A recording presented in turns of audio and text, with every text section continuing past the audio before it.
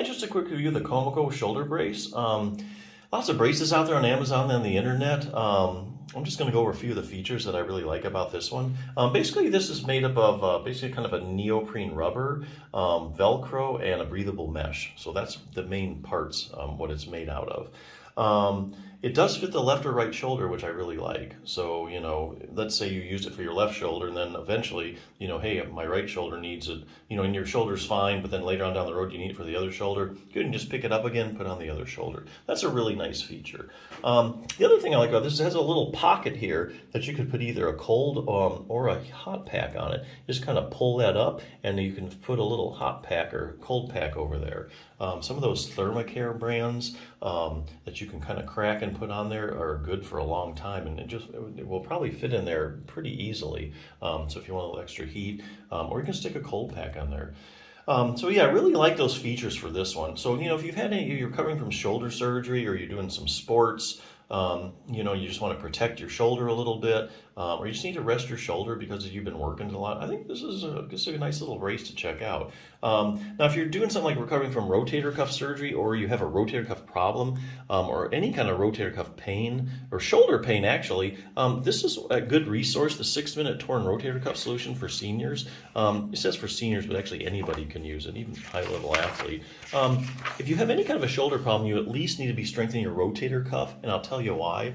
The shoulder is a really shallow ball and socket joint, and it depends heavily on the muscles to keep it in place. Now that's unlike the hip, which is also a ball and socket joint, but it's a deep ball and socket joint, so it doesn't really require that much muscles to keep it in place. You don't hear of hips dislocating too often unless it's like some kind of trauma, you know, a car accident. But shoulders, you hear about people dislocating their shoulders all the time. Much more susceptible because it's a shallow ball and socket joint.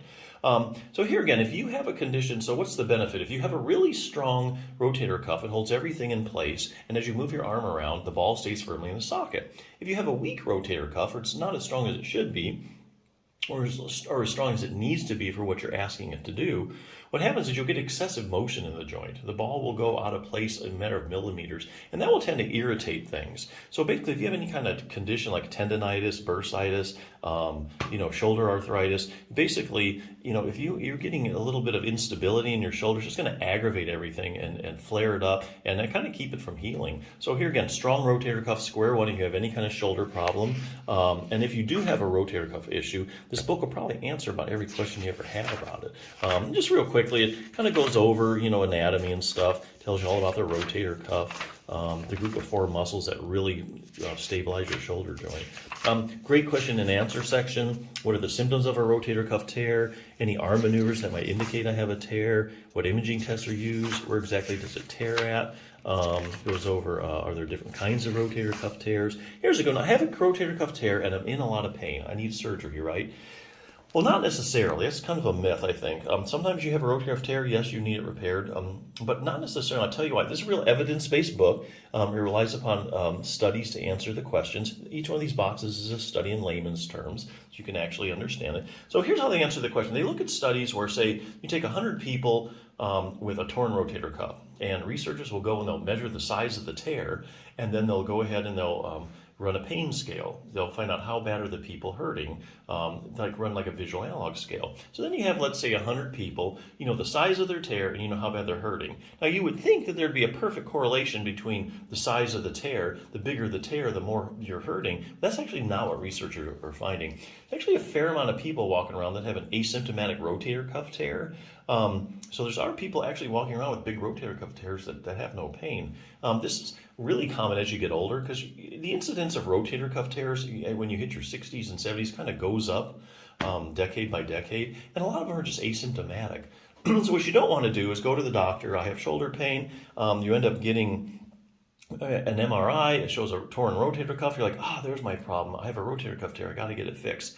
Not really. You could have an asymptomatic rotator cuff tear, so you don't really need to go through the surgery and repair it because it's not the cause of your problem. It's asymptomatic. It's really something else that's causing you the pain. So just some of the pitfalls to look out for. What will happen if I just leave my rotator cuff tear alone? Here again, they look at studies where they take people with a torn rotator cuff, and for some reason or another, they just don't get around to doing anything about it. And so researchers will follow these people over the years and find out what happened to their rotator cuff. You know, did it get better, the same, worse? You know, does it repair itself?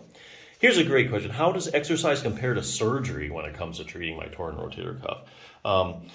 So the only way you're going to answer that question scientifically is by looking at the randomized controlled trials. And that's the highest form of proof in medicine that a treatment's actually effective.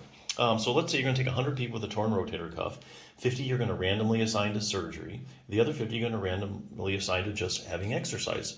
And then what you do is you follow them over time. And some of these are pretty long-term studies that go on for years. So let's say 2 years from now, who did better? The people that had their rotator cuff repaired or the people that did a good exercise program? And basically, this book has looked at all the randomized controlled trials, and what it's finding is that there's very little difference between the groups, or you do the same. So basically, kind of end up in the same place. Has a good exercise program, beginning, intermediate, advanced. Does have stretching and strengthening program, and literally it will take you less than 6 minutes. So great concise program if you're looking for that. But hey, if you're looking just for a shoulder brace, I just need something to immobilize my shoulder. This is kind of a very straightforward and simple one, and I really like it. So definitely check it out.